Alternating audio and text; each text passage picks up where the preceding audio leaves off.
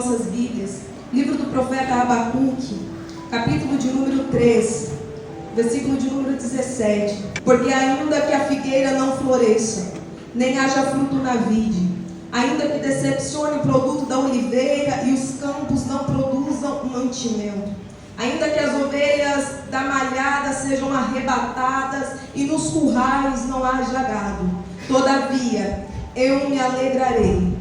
Todavia eu me alegrarei no Senhor. Todavia eu me alegrarei no Senhor e exultarei no Deus da minha salvação. E você pode tomar o seu assento. Aleluias. Irmão, pode aumentar um pouquinho o fundo musical, que eu gosto. A nação de Israel, ela foi gerada a partir do patriarca Abraão.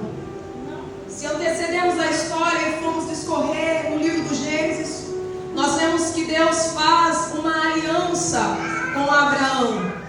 Deus, ele dá para ele uma promessa, e não só para ele, mas toda a sua descendência que viria após ele. Uma aliança perpétua, como diz na palavra, ou seja, uma aliança que duraria para sempre. Os hebreus é um povo que carrega uma promessa, e quando se acompanha a história desde o seu primórdio, é notório a gente ver a fidelidade de Deus, a bondade de Deus, o cuidado de Deus, a forma sobrenatural como Deus sempre cuidou e zelou do seu povo. E como nós já sabemos, é do nosso conhecimento, esse Deus, ele é Deus de aliança e ele é Deus de promessa. Aquilo que ele libera na minha vida e na tua vida irá se cumprir, porque a própria palavra nos diz que ele não é homem para que minta e nem filho do homem para que se arrependa. A palavra também nos fala que podem se passar céus e terra, mas as palavras desse Deus permanecem em pé. Os patriarcas Abraão, Isaac e Jacó morreram, mas as promessas ainda estavam em pé sobre o povo. O que eu entendo aqui é que pessoas morrem, mas promessas não morrem. Estações mudam, mas promessas não mudam. Ou seja, todas as promessas que foram liberadas sobre a vida dos hebreus permaneciam em pé, permaneciam intactas. E eu já vou aproveitar o gancho aqui e liberar uma palavra sobre a tua vida. Você que chegou aqui nesta noite e carrega uma promessa, o Senhor não se esqueceu. Você viverá tudo aquilo que Ele falou, tudo aquilo que Ele determinou. Talvez aos teus olhos esteja demorando um pouco, talvez o cenário está tão terrível que você chegou aqui até desacreditando, achando que não vai mais se cumprir. Mas eu vim aqui para te dizer, vai se cumprir, porque Ele não mente. Esse Deus não é um menino, quando Ele fala, Ele cumpre. Então pode descansar o teu coração. Por mais terrível que seja o cenário, por mais difícil que seja a situação, acalma o teu coração. Entre os sonhos de José e o cumprimento das promessas, ele teve que passar por um tempo da espera, ele teve que passar por um processo doloroso. E enquanto as promessas não se cumpriram, enquanto você está no tempo da espera, continue perseverante, continue com esperança, continue adorando, continue servindo com alegria, porque Ele está dizendo nesta noite, vou eu cumprir, vou eu fazer, porque eu já determinei. Ele já falou.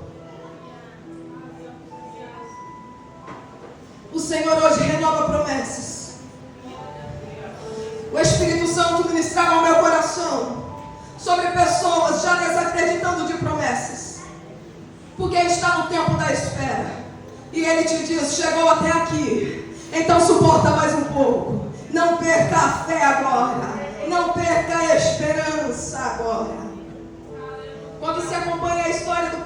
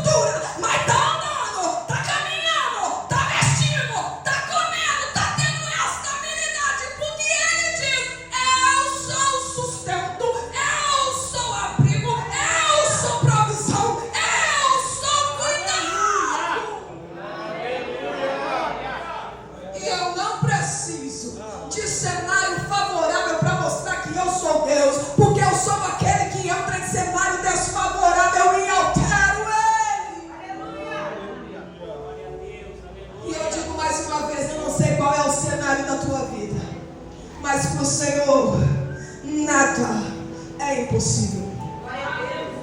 Porém, de acordo com a palavra e de acordo com o próprio Deus, esse povo era duro de coração. Esse povo era um povo obstinado. Quando Deus levanta o profeta Ezequiel para profetizar dentro do exílio, Deus vai dizer assim para o profeta: olha, Ezequiel, esse povo não te dará ouvido, eles não quererão te escutar. A casa de Israel é uma casa rebelde, e eles não querem te escutar, Ezequiel, porque eles não querem me ouvir. Era um povo que com facilidade viravam as costas para Deus. Era um povo desobediente. A idolatria, a apostasia, a rebelião estava no meio deles. Porém, como nós vemos, esse Deus, grande em misericórdia, Ele em nenhum momento vai virar as costas para este povo. Em nenhum momento Ele vai abrir mão desse povo ou rejeitá-los. Contudo, para fazer com que esse povo voltasse à adoração, para fazer com que esse povo voltasse a Ele, esse povo teria que ser duramente esmagado, duramente provado. Eles iriam ter que experimentar a dor, a perda, a humilhação e a guerra. Eles seriam duramente punidos, porque esse Deus que nós servimos, irmãos, Ele é grande em misericórdia, Ele é grande em bondade, Ele é grande em fidelidade, Ele é grande em cuidado, mas Ele também é grande em santidade.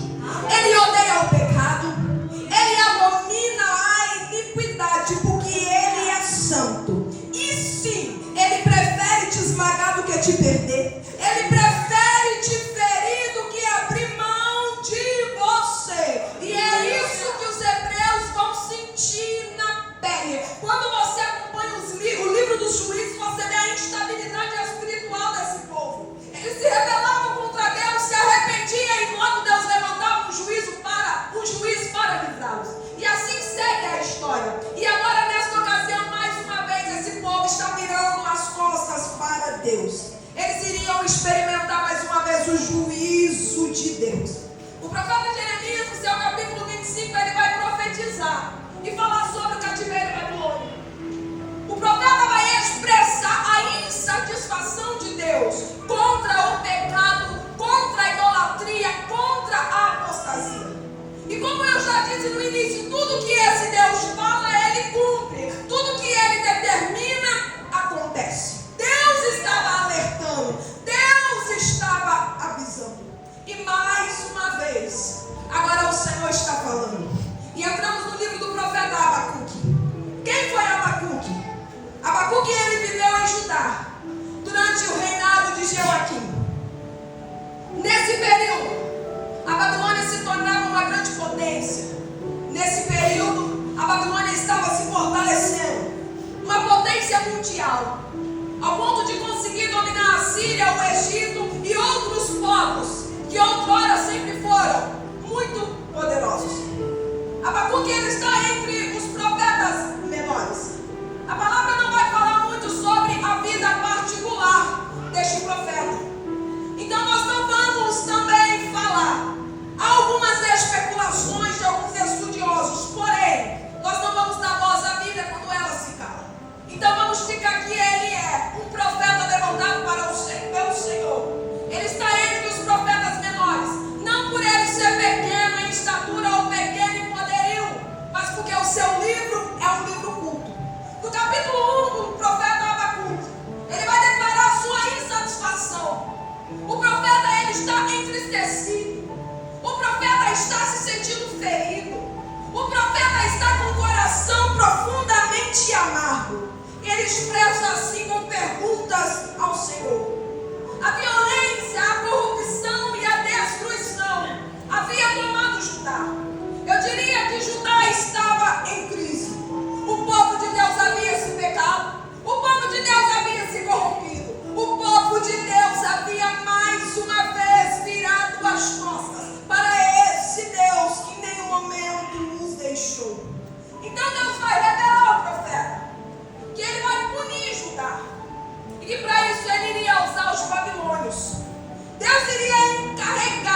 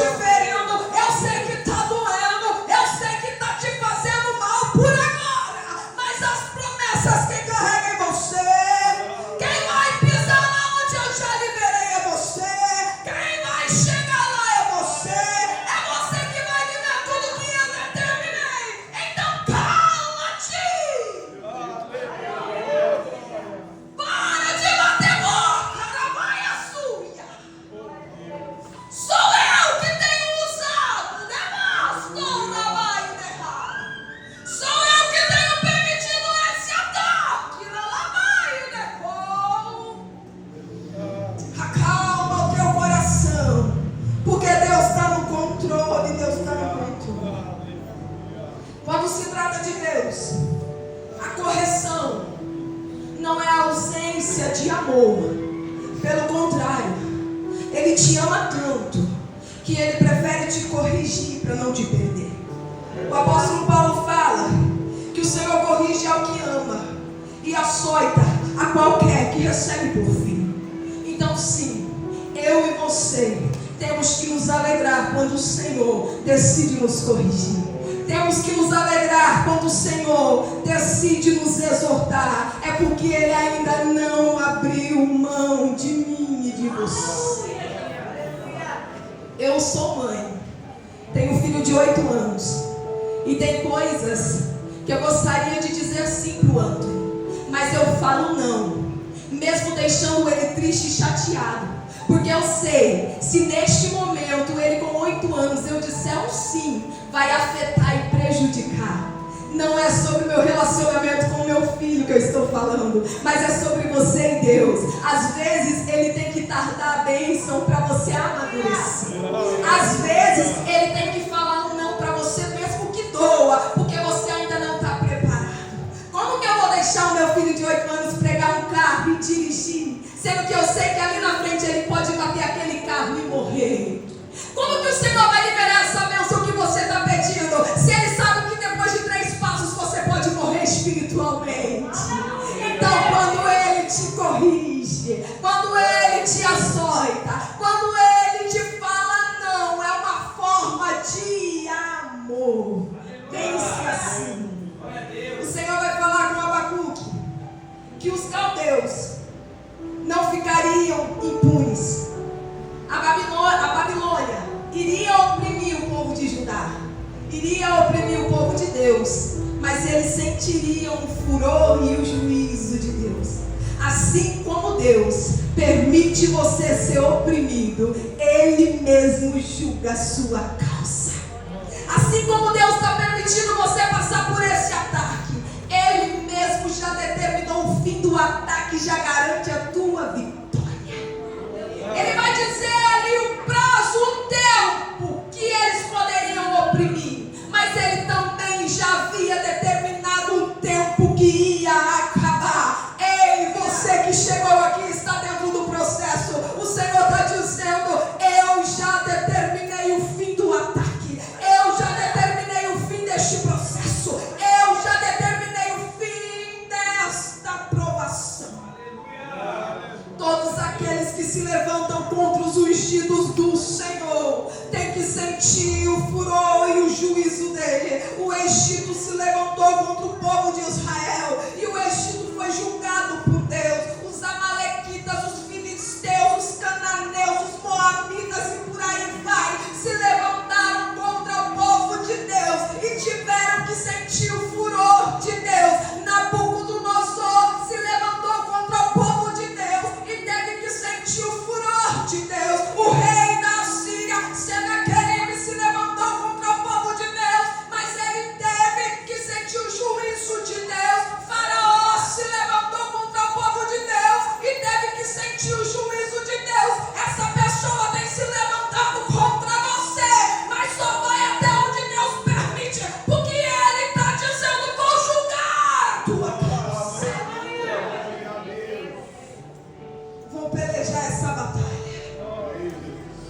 Podem até se levantar contra você, podem até ser maior influente que você, ter uma posição que você não tem, um poder aquisitivo que você não tem, a conta bancária que você não tem, pode maquinar o mal contra você, mas só vai até onde Deus permite. Ai daqueles que se levantar contra a tua vida, ai daqueles que se levantar contra a tua casa, ai daqueles que se levantar contra a tua família. Você não é um órfão neste mundo, eu não sou uma órfã neste mundo. Eu e você temos um Pai, nós recebemos o direito de ser herdeiro, nós não somos qualquer um neste mundo. As pessoas podem pensar que pode tratar de qualquer jeito, falar de qualquer jeito, olhar até com o nariz torcendo, mas eles nem imaginam que há alguém por nós, alguém que peleja as nossas batalhas, alguém que garante o nosso sustento, alguém que garante o nosso abrigo, alguém 24 horas por dia.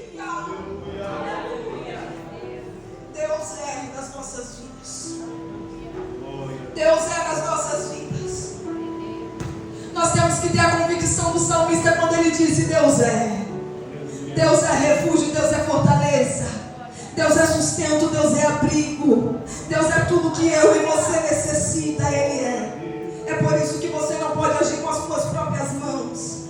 Ele fala por você. A palavra diz que ainda antes que houvesse dia, Ele é.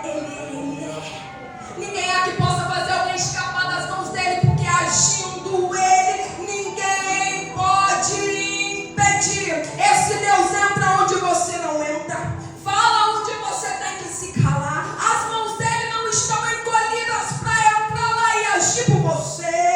Ele escuta o que você não escuta. Ele pode pelejar por você. O Senhor está sendo enfático em dizer para alguém aqui: tira as tuas mãos, fecha a tua boca dentro daquele cenário, porque eu garanto a tua vitória. Quando você me dá total liberdade, eu faço. Eu faço. Ele é. A palavra de Deus para você hoje é: descansa o teu coração. O profeta começa o seu livro dizendo: Senhor, até quando? Até quando, Senhor, clamarei, tu não me escutarás? Até quando, Senhor, até quando? Talvez você chegou aqui nesta noite, assim como o profeta. Até quando, Senhor? O cenário está tão terrível. O cenário é de guerra. O cenário tem tomado o seu coração com medo, tristeza, angústia e desesperança. E você está dizendo: Senhor, até quando? Senhor, até quando esse casamento desse jeito? Senhor, até quando esses filhos desse jeito? Senhor, até quando esses sonhos enterrados? Senhor, até quando, Pai, eu vou ter que esperar? Até quando, Senhor, esse emocional abalado?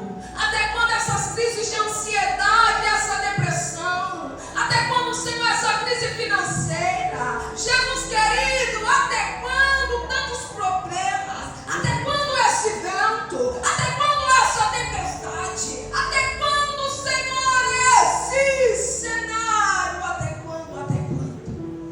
Já não está mais suportando. Está olhando e pensando assim: é melhor eu me conformar do jeito que está. É melhor eu aceitar a situação desse jeito, porque eu não vejo perspectiva de melhora, eu não vejo perspectiva de mudança. E eu acho lindo que uma das respostas que Deus dá para Abacuque é: ei, Abacuque, o justo viverá de fé. O justo viverá de fé. A palavra também diz que nós não devemos andar por vista, mas por fé. Adriano, o que você quer dizer com tudo isso que você acabou de falar para nós? Talvez a sua vista, o casamento está acabado, mas pela fé você está olhando Jesus, eu já vejo restauração. Talvez a tua vista, esses filhos não tem mais jeito, isso aqui é profético, mas pela fé você já está olhando: Senhor, meu Deus, que futuro lindo que o Senhor preparou para eles. Talvez a tua vista, os sonhos estão enterrados, mas pela fé você já está sorrindo e dizendo: Senhor, eu já me vejo lá. Talvez esses projetos engavetados à tua vista, mas pela fé você está olhando a papelada, tirando o pó e falando: Senhor, mas o negócio é grande mesmo. Não olhe para a vista, mas olhe para a fé. O Senhor nos convida a caminhar por fé. Mas, Adriano, você não sabe como o cenário está lá dentro de casa, mas Ele está dizendo: comece a olhar com fé e profetizar lá dentro. Adriano, o meu financeiro nunca foi bom. Adriano, a situação é feia, mas Ele está dizendo: comece a profetizar e olhar com fé, porque eu sou dono do ouro e da prata. Adriano, a enfermidade tem assolado há quanto tempo dentro da minha casa? Comece a olhar com fé e comece a dizer: o meu Deus está além da medicina. Começa a profetizar dentro da tua casa. Seja profeta no seu vale. Seja profeta nos cenários improváveis. Seja profeta nos cenários de dor. Seja profeta nos cenários mais catastróficos. Caminha pela fé. Caminha pela fé. Quando o moço do homem Eliseu começa a ver aquele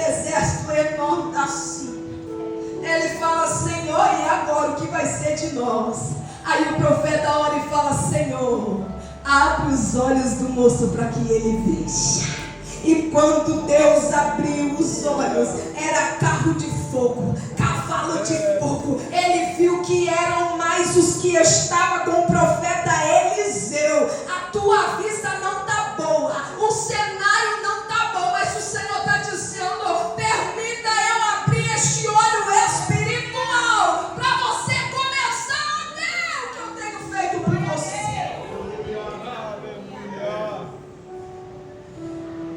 O campo espiritual, ele é tão real quanto essa toalha que é palpável nas minhas mãos. Só que tem muitas pessoas que estão dentro da igreja que ainda não sentiram e não conseguiram se entregar totalmente.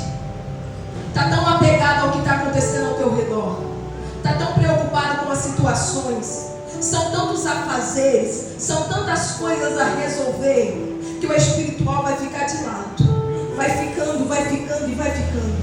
E o Senhor está querendo te alertar nesta noite: ei, eu estou disponível para você todos os dias. Eu estou lá todos os dias. Sabe por que você respira? Porque eu te proporciono oxigênio.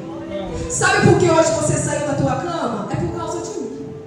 Sabe por que você chegou aqui nesta quinta-feira? Sabe por que você aguentou até o ano de 2024? É porque eu tenho te sustentado.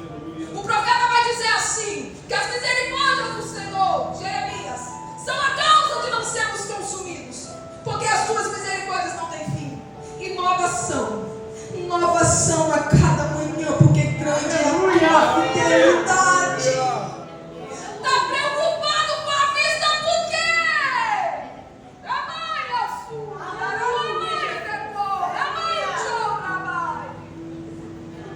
O Senhor hoje te convida a se despreocupar.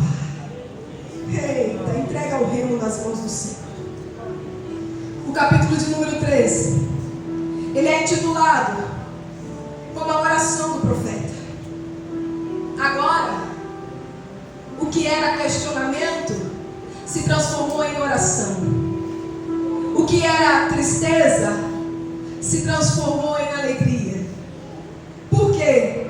Abacuque entendeu que Deus estava no controle e no centro de todos aqueles acontecimentos. Ele sabia que Deus iria disciplinar Judá, que seria uma experiência terrível e agoniante.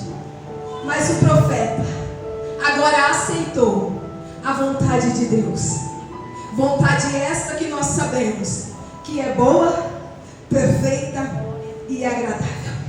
A vontade de Deus é boa, perfeita e agradável. Mas Adriele, você está falando que é boa, mas eu estou sofrendo. Adriele, como que uma vontade que é boa, perfeita e agradável me permite chorar? O Senhor não desperdiça sofrimento na vida do crente.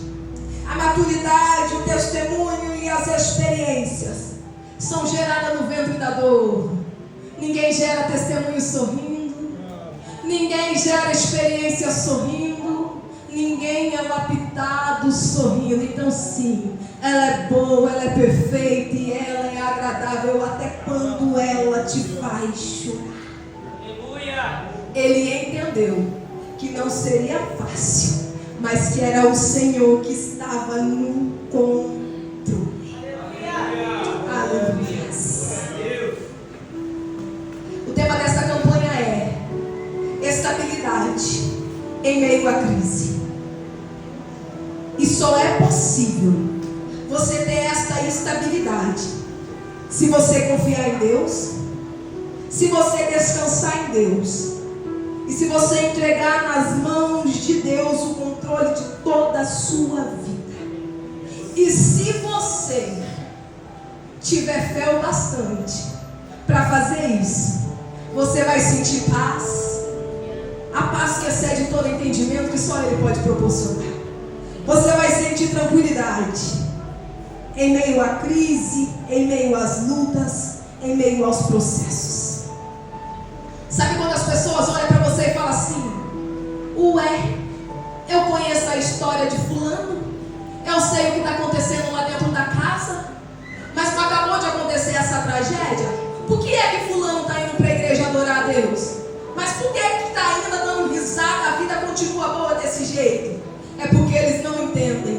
que quando você confia no Senhor, vem o vento, vem a tempestade, vem a dor, vem o luto, vem a luta, vem a perda, vem a humilhação, vem a traição, vem a fome, pode vir o que vier, que você ainda sente prazer em estar na presença dele, porque ele é a única estabilidade em meio à crise.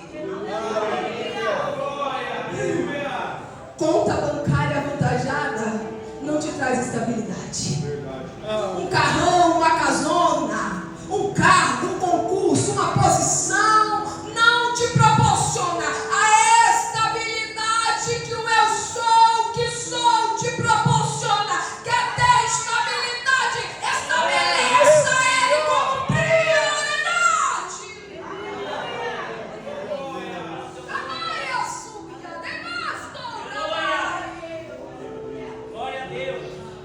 Aí tem gente que quer estabilidade, mas não quer o compromisso com Deus. Quer estabilidade, mas não quer honrar a Deus. Quer a honra, mas não quer renunciar por Ele. Quer ter, quer ser, quer poder, mas não tem disposição de sair da zona de conforto, entrar no quarto, fechar a porta, falar com Ele. O Senhor está dizendo: eu posso ser a sua estabilidade em meio à crise, mas eu quero também ser a sua prioridade. Prioriza o reino. Buscai primeiro o reino dos céus. Buscai primeiro o reino, buscai primeiro a Deus. As demais coisas Ele te garante. Ele garante o sustento, Ele garante abrigo, Ele garante. O profeta está tão confiante que ele vai declarar: ainda que a figueira não floresça. Olha a confiança do profeta. Já não tem mais insatisfação nem questionamentos. Ainda que não haja fruto na vide, ainda que decepcione o fruto da oliveira, e os campos não produzem mais mantimento. Sabe o que o profeta está declarando aqui? Senhor, mesmo em tempo de perca, mesmo em tempo de escassez, mesmo em tempo de fome, mesmo em tempo de dor, eu ainda assim consigo me regozijar em Ti. É quando o crente entende, é quando o crente chega na maturidade espiritual, que ele tem que regozijar no Senhor independente do cenário, alegrar no Senhor independente das circunstâncias. Senhor, eu te adoro se eu estiver sorrindo, mas eu também te adoro, papai, se eu estiver chorando. Senhor, eu te sirvo com alegria se eu tiver o pão na mesa, mas eu também te sirvo com alegria se me faltar tudo.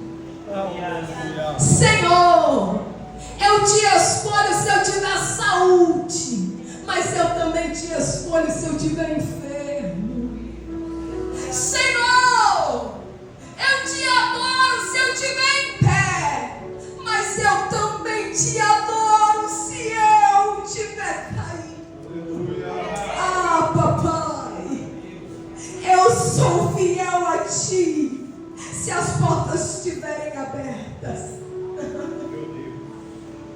mas eu também consigo ser fiel a Ti se todas as portas se fecharem diante de mim. É quando você ama tanto Ele, é quando você prioriza tanto Ele, que os cenários ao seu redor já nem tem mais importância. Abacuque está dizendo: Senhor, o juízo vai vir sobre a minha nação. Senhor, eu vou sentir na pele. Senhor, vai ser difícil, mas ainda que eu perco tudo, ainda, Senhor, que eu venha morrer com essa invasão dos babilônios, eu me alegro. Eu me alegro. Eu me alegro. E sabe por quê? Porque nós não temos que o adorar pelo que Ele faz, mas por quem Ele é. Nós não temos que servi-lo com alegria pelo que Ele pode proporcionar, já preparou para mim e você. Quantos exemplos de homens e mulheres na Bíblia que se alegraram em meio à dor, que permaneceram fiéis em meio ao caos, em meio à crise, em meio aos processos mais dolorosos. Daniel teve estabilidade dentro da cova, porque Deus era a sua prioridade. Sadraque, Mesaque e Abednego tiveram estabilidade dentro da fornalha, porque eles confiavam em Deus. Jeremias teve estabilidade dentro do calabouço, porque Deus estava com ele. José teve estabilidade dentro da cisterna, porque Deus era o teu refúgio. Aleluia! Abacuque tinha estabilidade mesmo sabendo que viria, porque Deus era a sua fortaleza.